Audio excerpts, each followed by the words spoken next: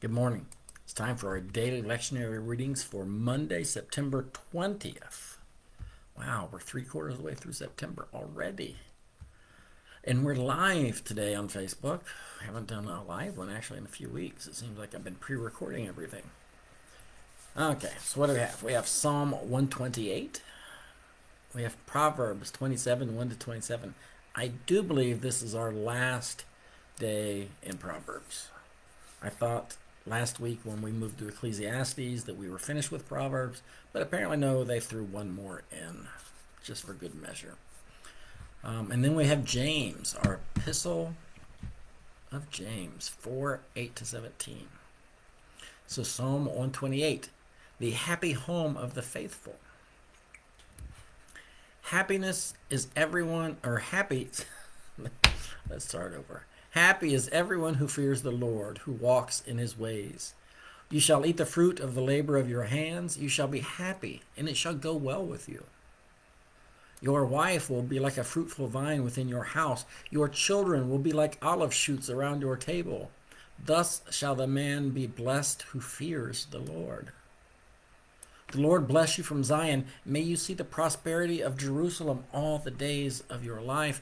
May you see your children's children. Peace be upon Israel.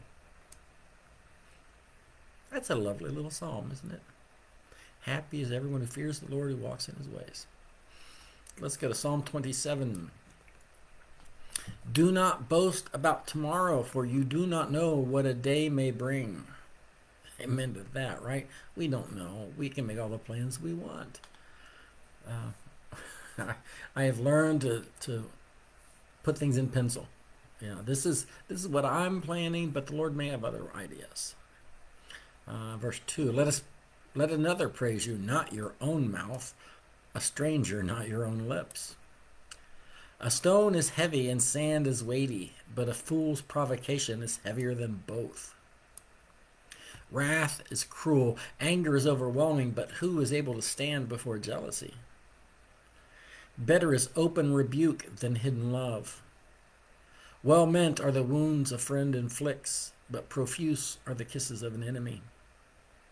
The sated appetite spurns honey, but to a ravenous appetite even the bitter is sweet. Like a bird that strays from its nest is one who strays from home. Perfume and incense make the heart glad, but the soul is torn by trouble. We've got a footnote that says, the sweetness of a friend is better than one's own counsel is the Greek. So our Greek and our Hebrew are vastly different. Do not forsake your friend or the friend of your parent. Do not go to the house of your kindred in the day of your calamity. Better is a neighbor who is nearby than kindred who are far away. Be wise, my child, and make the heart glad, so that I may answer whoever reproaches me. The clever see danger and hide, but the simple go on and suffer for it. Take the garment of one who has given surety for a stranger, and seize the pledge given as surety for foreigners, or for a foreign woman, as the footnote says. Whoever blesses a neighbor with a loud voice, rising early in the morning, will be counted as cursing. A continual dripping on a rainy day and a contentious wife are alike. To restrain her is to restrain the wind, or to grasp oil in the right hand.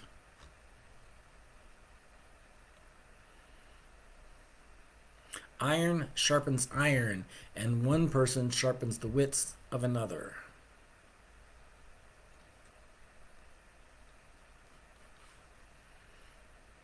Anyone who tends a fig tree will eat its fruit, and anyone who takes care of a master will be honored. Just as water reflects the face, so one human heart reflects another. I like that.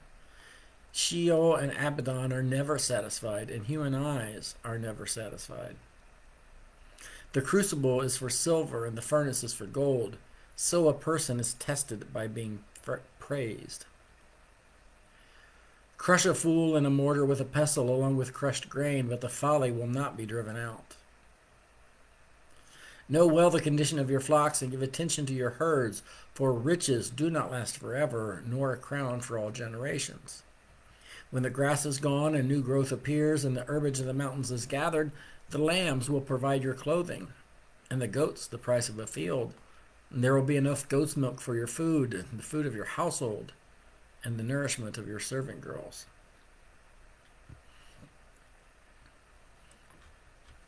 All right. Let's go to James 4:8-17. Draw near to God, and he will draw near to you. Cleanse your hands, you sinners, and purify your hearts, you double-minded.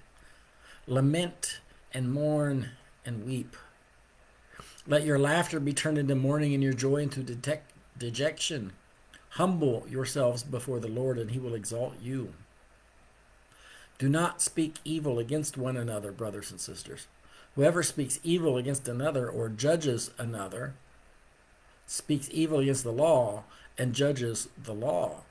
But if you judge the law, you are not a doer of the law, but a judge.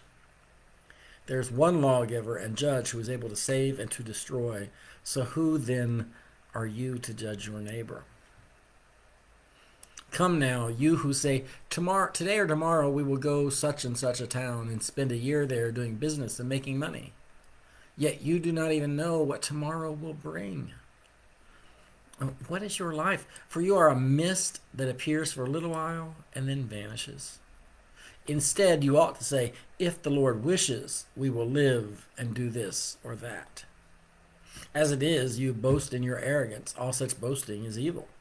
Anyone then who knows the right thing to do and fails to do it commits sin. Now, 17 seems to be a bit of a non sequitur there. It seems to be out of place as the way they've got it arranged.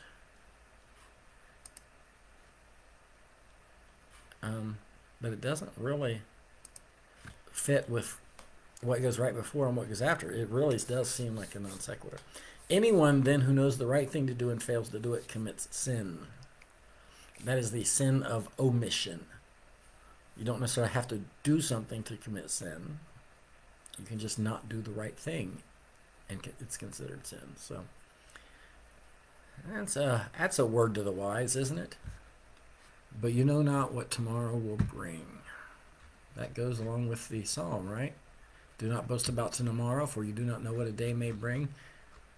James actually seems to be referencing that. It's not a flat-out quote, but it's pretty close. So we don't know. So we can make our plans, but we need to understand that God may have other plans for us. That's all I got for you today, guys. I'll see you tomorrow.